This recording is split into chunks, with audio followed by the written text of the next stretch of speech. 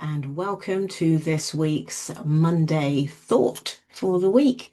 And over the weekend, obviously, I'm always thinking about what am I going to share with my wonderful community this Monday. Over the weekend, I have been thinking about authenticity. That is a word that we hear a lot of. Everybody's always talking about be authentic, be authentic. But what does that mean? And what does it mean for you as an individual? And I was thinking about, well, what does it mean for me as an individual? And the reason, I guess, has popped up in my mind is because I'm a member of quite a few communities. This one I have started, and a couple of others.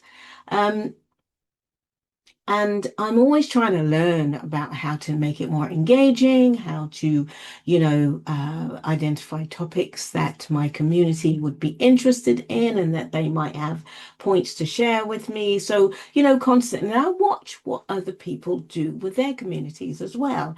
And, there can be this pressure. And I guess I was feeling it a little bit over the weekend, this pressure to do what everybody else is doing and to make it, rush and fun and active and to draw people in and all of those sorts of things. And there's not necessarily anything wrong with that. I think, though, that I can sometimes feel a little bit pressured because if you see other people's what they're doing, whether it's their business, whether it's career, whether it's their life, whether it's their community, it looks as though they're doing really, really well, and it's all about impressions. Um, you think, oh, well, I must do what they're doing, or I must consider what they're doing. And those things are, I think, right to consider what other people are doing. But is it right for you? And that is where the element of authenticity came foremost to my thoughts over the weekend. Because in the midst of all of these things that I'm learning from other people and watching what other people do, does it sit well and peaceful for me? And or does it make me feel overwhelmed and pressured? Now, sometimes we do have to push ourselves out of our comfort zone, and that can feel a little bit overwhelming, a little bit pressurized. But if it is something that you know you need to do, you should do, you want to do, and you can see, how it fits into your personal goals, then maybe we have to take ourselves through that pressure.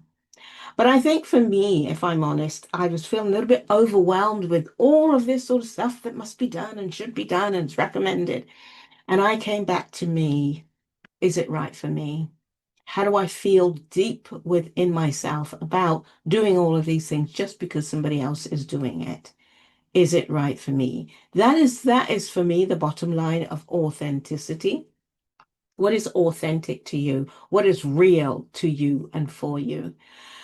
So in the thought this week, I want you to consider your understanding of what authenticity is for you.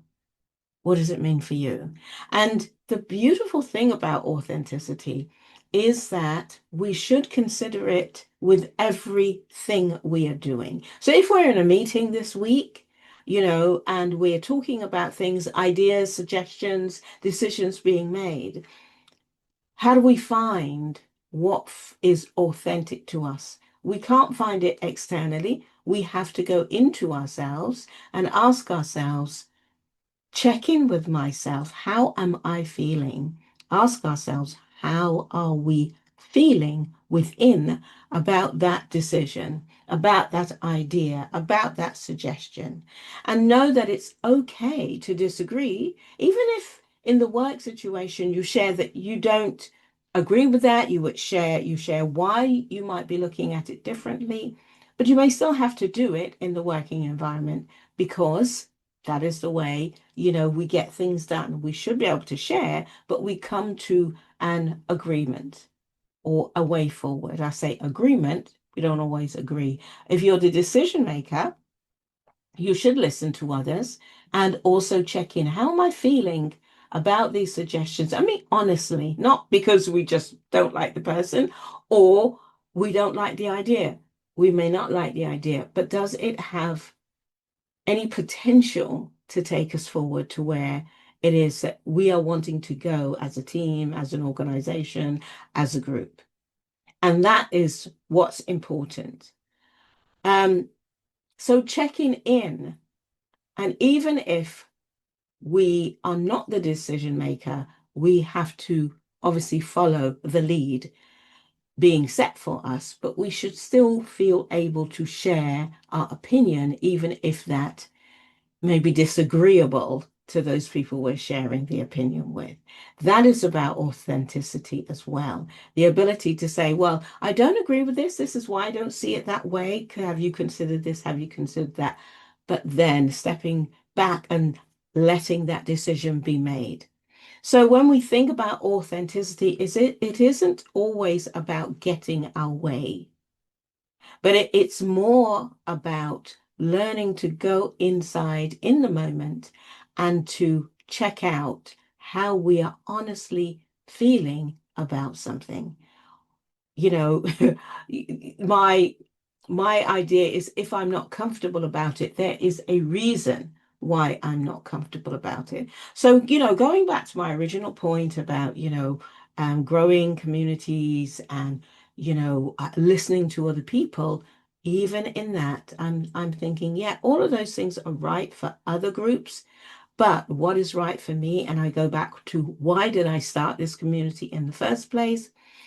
And was it because I wanted it to grow really big suddenly, or is it more that I want to have a safe space where people can drop in when they want to, where they can share when they want to, and it can be a touch point for some of the other activities that I'm doing outside of and beyond this community. And the latter is more important to me. So that is my authenticity.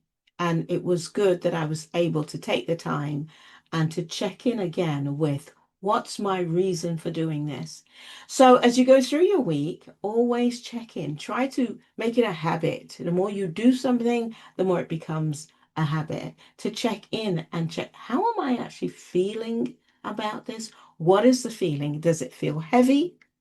Or does it feel light? Does it feel resistant?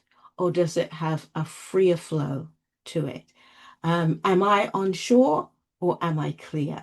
And, on that note, I take this from Oprah Winfrey. She says, if you can't say yes completely, the answer is no. So if you can't say yes, it may be no, not this time, not this moment, but it certainly isn't a clear yes. So the important thing on understanding ourselves and being authentic is knowing yourself and taking the time to go inside and know yourself. So that is the thought for this Monday. Let me know what you think about that as the week goes on. Come back, drop some comments, share your experiences with me and with the rest of the community. And let's support us finding our own authenticity in whatever it is that we're doing this week.